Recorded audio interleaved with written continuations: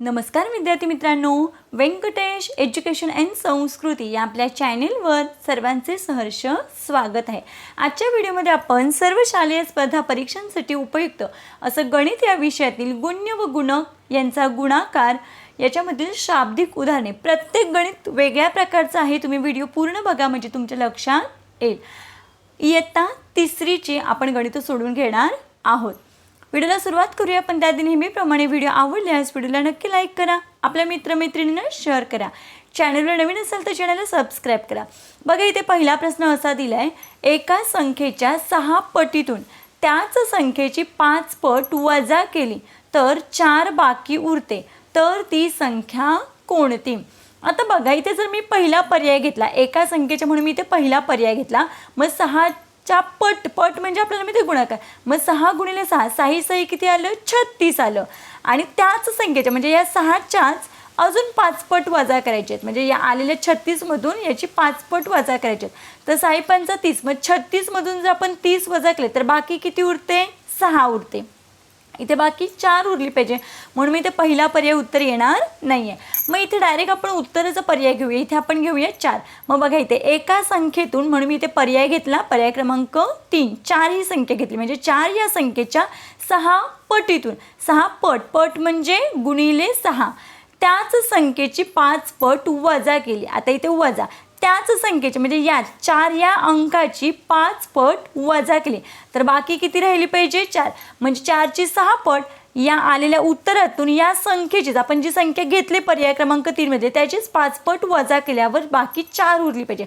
मग बघा 6 चौक 24 वजा 4 पंचे 20, मग बघा बरं 24 वजा 20 यांची जर वजाबाकी केली तर बाकी किती उरते? 4, जी की आपल्याला दिलेलीच आहे, म्हणून आपल्या इथे या प्रश्नाचं उत्तर आहे पर्याय क्रमांक 3।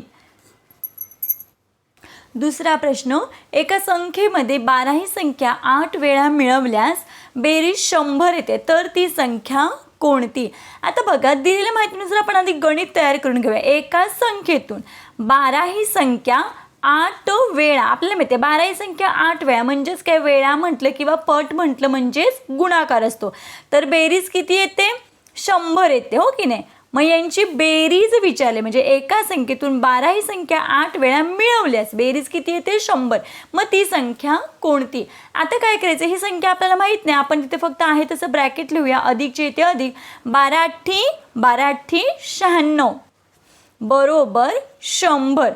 मग आता आपल्याला माहिती आहे 96 मध्ये किती मिळवावेत म्हणजे 100 येतात, मग एकतर आपण या दोघांची वजाबाकी करू शकतो किंवा या संख्या जवळ आहेत, म्हणून आपण काय करायचं 96च्या पुढे 100 येईपर्यंत काउंट करूया।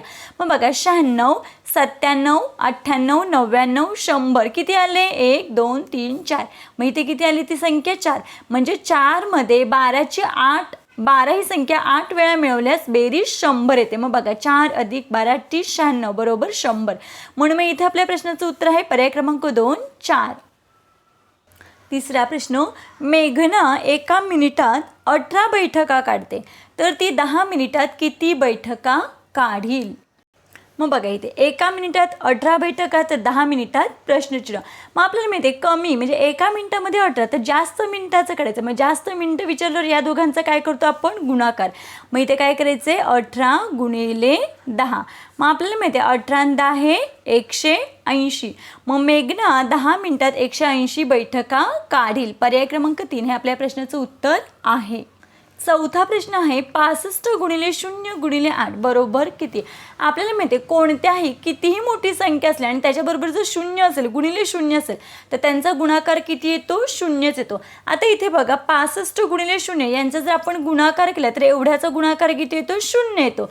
मग 0 गुणिले 8 केला तरी पण किती येणार आहे? 0, म्हणून आपल्या इथे या प्रश्नाचं उत्तर किती आहे? पर्याय क्रमांक 2 0। पुढचा प्रश्न बघूया, 120 रुपये किलो दराने 8 किलो काजू किती रुपयांचे होतील? बघा 1 किलो काजूची किंमत आहे 120 रुपये, मग 8 किलो काजूची आपल्याला किंमत काढायची आहे। मग बघा इथे कमीचं दिले आणि आपल्याला जास्त किलोचं विचारलं, मग ज्यावेळेस बघा इथे कमीचं दिलेलं असतं आणि जास्तचं काढायचं असतं त्यावेळेस आपण या दोघांचा काय करतो?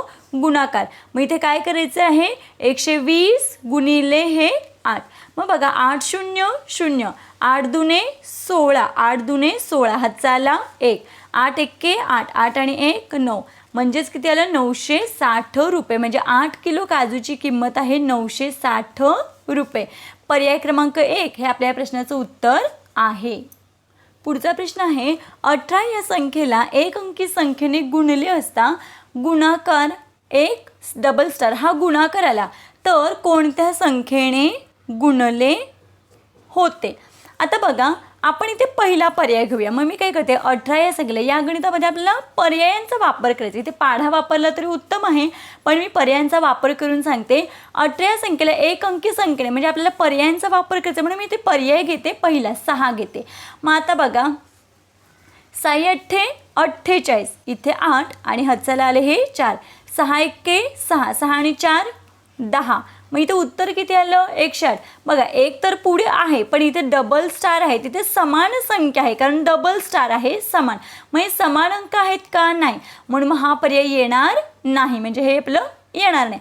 आता इथे मी डायरेक्ट पर्याय घेते 2 पर्याय घेते. आता इथे बघा इथे 18 गुणिले हे 8 पर्याय क्रमांक 2 मी इथे घेतलाय. 18 या संख्येला 8 ने गुणले असता गुणाकार किती येतोय 8 8 64. हातचाला आले हे 6. 8 1 8 8 आणि 6 यांची बेरीज केली तर बेरीज किती येते 14.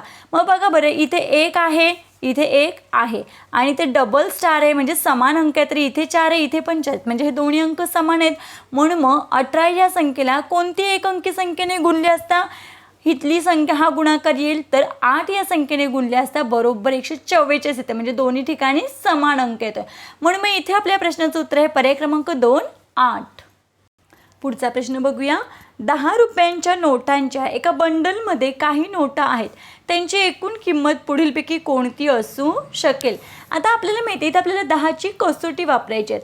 10चा पाढा काय सांगतो किंवा 10ची कसोटी काय सांगते की ज्या संख्येच्या एकक स्थानी 0 हा अंक असेल तर त्या संख्येला पूर्ण भाग जातो. मग बघा बरं इथे 5 आहे मग इथे पूर्ण भाग जाईल का या संख्येला नाही जाणार आहे हो की नाही. मग इथे 5 आहे याला सुद्धा नाही भाग जाणार पूर्ण. इथे मात्र 0 आहे म्हणजे इथे 10ची कसोटी लागू होते. इथे 5 आहेत म्हणून मग ही सुद्धा लागू होत नाही. बघा इथे जास्तीत जास्त 10च्या 460 रुपये होतील हो की नाही. इथे 230 रुपये होतील आणि 5 रुपये इथे शिल्लक राहणार आहेत. इथे पण 5 रुपये शिल्लक राहणार आणि इथे 5 रुपयेवर शिल्लक राहणार आहेत. आपल्याला त्यांची एकूण किंमत पुढीलपैकी कोणती असू शकेल असं विचारलं हो की नाही. मग 410 या संख्येला 10ने पूर्ण भाग जातो म्हणून मग इथे आपलं उत्तर आहे 10 रुपयांच्या नोटांच्या एका बंडलमध्ये 410 नोट आहेत तर त्यांची काही नोटा जर असतील तर त्यांची एकूण किंमत किती होईल 410 रुपये होईल कारण या संख्येला 10ने पूर्ण भाग जातो. म्हणून मग इथे आपल्या प्रश्नाचं उत्तर आहे पर्याय क्रमांक 3 410. मनीषा दरमहा 65 रुपये बचत करते तर पाऊण वर्षामध्ये ती किती रुपयांची बचत करील. आता बघा दर महिना म्हणजे एका महिन्याला मनीषा एका महिन्याला किती रुपयांची बचत करते 65 रुपयांची बचत करते. आपल्याला पाऊण वर्षाचं विचारलं. आता पाऊण वर्ष म्हणजे काय तर बघा एक वर्ष म्हणजे 12 महिने हो की नाही. एक वर्ष म्हणजे 12 महिने. अर्धा वर्ष म्हणजे 6 महिने. अर्ध वर्ष म्हणजे किती 6 महिने. आपल्याला पाऊण विचारले पाऊण वर्ष म्हणजे किती पाऊण वर्ष म्हणजे 9 महिने आणि पाव वर्ष बघा पाव वर्ष म्हणजे किती पाव वर्ष म्हणजे किती 3 महिने. बघा हे पूर्ण 12 महिन्यांचं हे असतं त्याच्यामध्ये जर आपण 4ने डिवायडेशन केलं हे 3 महिने हे 3 महिने हे 3 महिने हे 3 महिने बरोबर 3 चौक 12 महिने झाले म्हणजे हे पूर्ण वर्ष. अर्धा वर्ष म्हणजे हे 6 महिने आणि पाव वर्ष म्हणजे हे 3 महिने आणि आता पाऊण वर्ष म्हणजे हे 3 भाग घ्यायचे मग 3 चौक 3 आणि 3 6 6 आणि 3 9 मग पाऊण वर्ष म्हणजे किती 9 महिने. मग एका महिन्याला जर 65 रुपये तर पाऊण वर्षाला म्हणजे 9 महिन्याचे किती विचारलेत. मग पाऊण वर्षामध्ये किती रुपये बचत करेल. मग 9 5 45 हातचाला आले हे 4 96 54 54 आणि 4 54 55 56 57 58 किती आले इथे 585. मग बघा बरं इथे 585 पर्याय क्रमांक 1 मध्येच आहे म्हणून मग इथे आपल्या प्रश्नाचं उत्तर आहे पर्याय क्रमांक 1 585 रुपये. मनीषा पाऊण वर्षामध्ये 585 रुपयांची बचत करेल. पुढचा प्रश्न बघा ग 8 गुणिले 4 बरोबर म 32. सोबतच्या उदाहरणात ग आणि म या ठिकाणी अनुक्रमे कोणते अंक असतील. आता आपल्याला विचारले ग आणि म, सगळ्यात महत्त्वाचं अनुक्रमे हे महत्त्वाचं आहे. मग पहिल्यांदा ग आहे आणि नंतर म. मग जसे पर्याय दिले तर आता पहिला पर्याय जर मी घेतला तर ग साठी मी 2 वापरणार आणि म साठी मी 5 वापरणार या पद्धतीनं. आधी मी गणित इथे लिहून घेते. ग 8 गुणिले हे 4 आणि इथे काय इथे 32 आणि इथे म आहे. आता इथे मात्र मी पर्याय क्रमांक 4 हे वापरते, 5 आणि 2. मग इथे मी काय करते, ग साठी मी 5 घेते आणि म साठी मी 2 हा अंक घेते. असं फक्त लक्षात ठेवायचं आहे, पहिल्यांदा ग विचारलं असेल ग साठी पहिलीच संख्या घ्यायची, मग नंतर आहे म्हणून मग 2 म्हणजे अनुक्रमे जसं दिले तशाच संख्या घ्यायच्या. मग आता बघा इथे मी 8 आणि इथे मी 4 घेते. आता आपल्याला काय सांगितले, ग साठी 5 अंक, मग ग चे इथे मी 5 अंक घेते आणि म साठी 2, तर इथे मी 2 अंक लिहून घेते. बघूया बरं आपलं उत्तर सेम येते का. आणि ते ऑलरेडी आहे ते 32.